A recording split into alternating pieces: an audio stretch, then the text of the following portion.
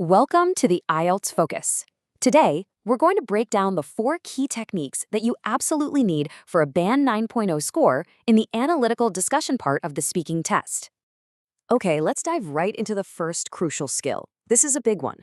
It's all about shifting from your own personal anecdotes to a much broader societal analysis. Basically, you need to stop talking about just you and your friends and start talking about society as a whole. See the difference here? Instead of just talking about my friends, the Band 9 answer zooms way out.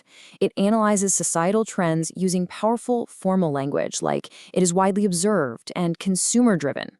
That simple shift immediately makes your answers sound so much more analytical. And look at the language here. You've got phrases like noticeable shift and across generations. This is how you generalize your point effectively. It shows the examiner you can spot these huge, large-scale trends instead of just talking about what your parents are doing.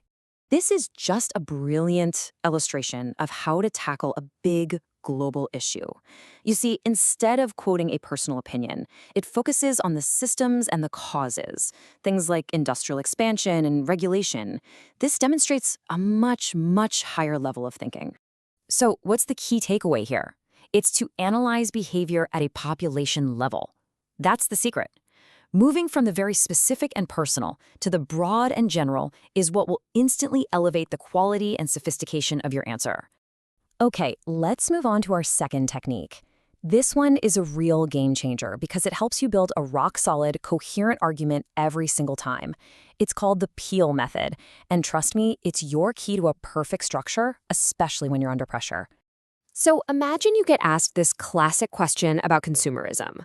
A weak answer is probably just a single unsupported idea, but a Band 9 answer? Well, that's perfectly structured. Let me show you how. See how that flows? You start with your main point about consumer culture. Then you explain why that is, using advertising as your reason. You give a very specific example, like targeted marketing, and then you link it all back to the main conclusion. This structure just makes your argument so logical, well-supported, and incredibly easy for the examiner to follow. Let's try it again, this time with another really common topic, education. The question might feel a bit abstract, but your answer can be crystal clear if you use that same structure. And there it is again. Point, explain, example, link. This simple structure demonstrates clear analytical thinking, which is exactly what the examiner is hunting for. It proves you can actually build a logical argument, not just state an opinion off the top of your head. Now for a truly high-level skill. Seriously, this is what separates the great answers from the perfect ones.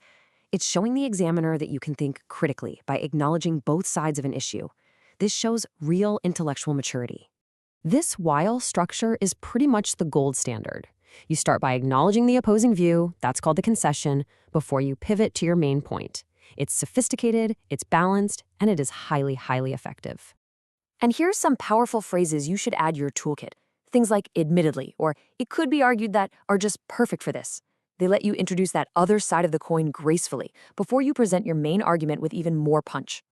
Now, for a more idiomatic approach, you can frame your argument with a really powerful metaphor.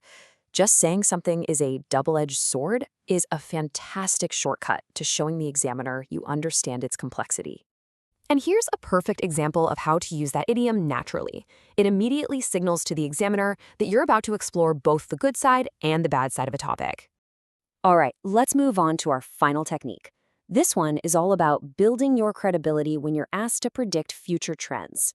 Remember, the examiner isn't testing if you're a psychic, they're testing your language. So the goal here is to sound analytical and thoughtful, not like a fortune teller making these absolute crazy predictions. Using the language of probability shows you understand that the future is complex, it's uncertain. Take a look at this phrase, highly probable.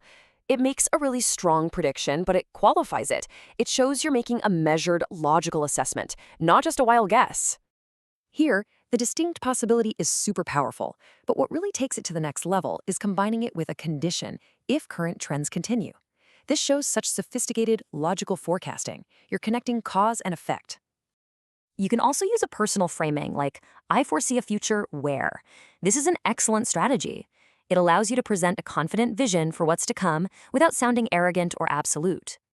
This right here demonstrates your ability to think about cause and effect. Using conditional phrases like unless or provided that shows the examiner you can analyze all the conditions required for a certain future to actually happen. So there you have it. With these 4 techniques from the IELTS Focus, shifting your perspective, structuring with Peel, balancing your argument, and speculating wisely, you have the entire framework to elevate your analytical discussion all the way to a Band 9.0 level.